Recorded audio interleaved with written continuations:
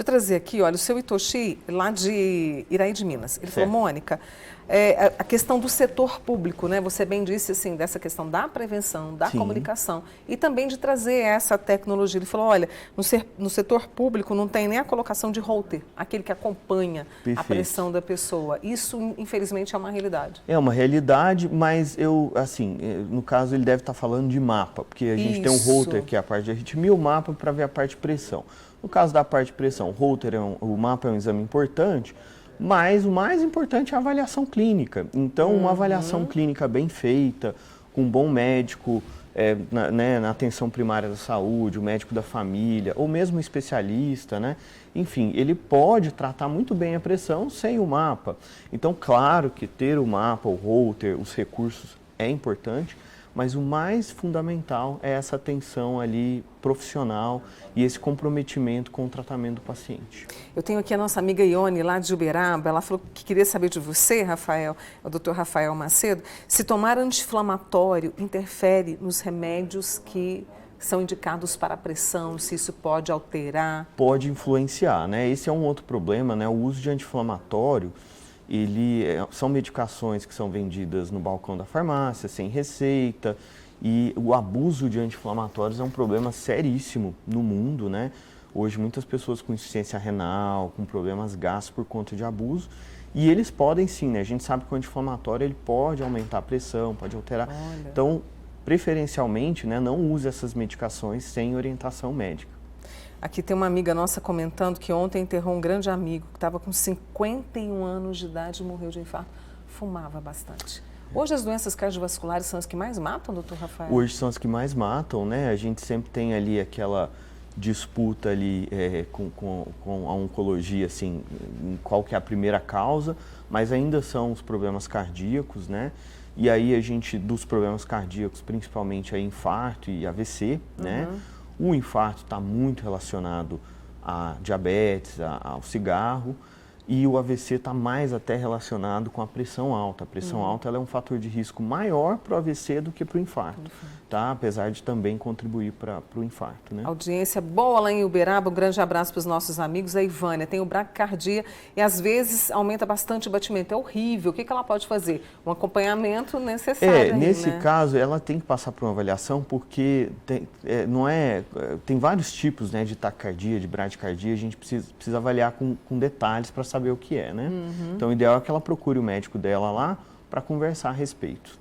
Olha, uma amiga nossa que mora lá em Patrocínio, ela falou que tem 50 anos, teve Covid, desencadeou um inchaço no miocárdio, vem fazendo vários exames, não dá nada nos sinais, nos exames, graças a Deus. Porém, ela tem fadiga, cansaço e dores no peito. Não fuma, não bebe e não é obesa. Perfeito. Essa questão do inchaço do miocárdio, né, é o que a gente chama de miocardite, que é uma inflamação do músculo que pode acontecer em casos pós-Covid, né, e outros vírus também. Uma coisa interessante, aproveitando o gancho aí, é que vacinação, muita gente não sabe disso, tá? A vacinação para gripe é muito importante para prevenir infarto. Teve uma pesquisa interessante em 2018, na principal revista médica do mundo, que mostrou um aumento de 10 vezes após uma gripe o risco de uma pessoa infartar. Então, às vezes as pessoas ficam ali pensando, a vacina é importante para prevenir pneumonia. Não só, tá? Problemas cardíacos a gente diminui com a vacinação, né? Então, muito importante. E a vacinação da gripe aqui em Uberlândia vai até o dia 14. Perfeito. Para você se organizar. A gente tem uma pergunta que chega também aqui pelo nosso canal do YouTube, viu, Rafael? Para você acompanhar também. A Márcia. Bom dia, Mônica e doutor Rafael. Minha pergunta é se a pressão baixa pode levar ao infarto também. Boa pergunta, hein? Márcia, um beijo. Não. Na verdade, quando a gente fala em pressão baixa, né? Você pode ter pessoas que têm uma pressão baixa secundária a a gente chama de síndrome vasovagal, que são algumas quedas de pressão, que normalmente não é nenhum problema grave, a gente trata com algumas orientações que a gente dá. E você pode ter pressão baixa numa pessoa que já tem um problema cardíaco. Então, não é que a pressão baixa leve a um problema cardíaco.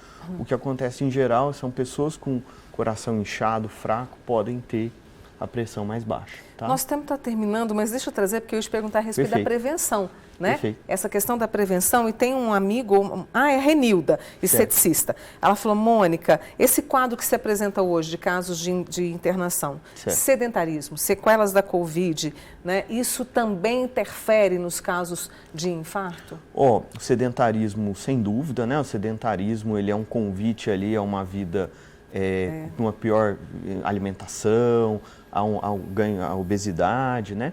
E a Covid, a gente também já tem pesquisas mostrando que ali naquele período ali de 6 meses, pós-Covid, você tem um aumento do risco de eventos de infarto, tá? Não só Covid, né? Como eu falei, infecções respiratórias de uma forma geral podem aumentar, né? Então, eu dei destaque aí para a gripe, nessa pesquisa de 2018, mostrando um aumento de 10 vezes. Então, pessoas que são idosas, devem se vacinar, pessoas que já tiveram problema cardíaco também devem se vacinar, ou que tem algum fator de risco, alguma doença crônica, né? E a gente seguir nesse estilo de vida, com certeza, que é para todos, né? É você ali priorizar as verdurinhas, não é? Isso, um arrozinho, aumentar feijão. Vegetais. Exato, a alimentação equilibrada, Exato. né? Procurar ajuda profissional, nutricionista. Mudar hábitos. Mudar hábito não é tão fácil, né? Existe toda uma ciência por trás.